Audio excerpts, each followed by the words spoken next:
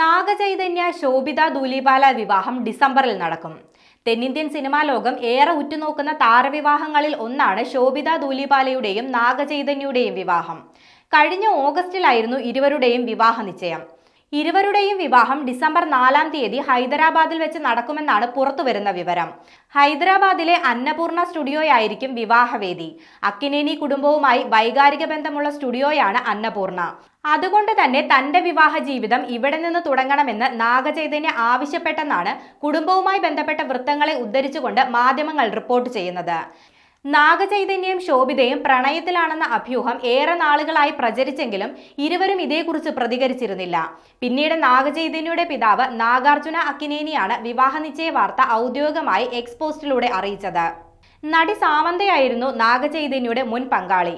2017 വിവാഹിതരായ ഇവർ 4 വർഷത്തെ ദാമ്പത്യത്തിനൊടുവിൽ 2021 ഒക്ടോബറിൽ വേർപിരിയുകയായിരുന്നു. മലയാളം, ഹിന്ദി, തമിഴ്, തെലുങ്ക് ഭാഷകളിൽ സാന്നിധ്യമറിയിച്ച നടിയാണ് ശോഭിത ധൂലിപാല.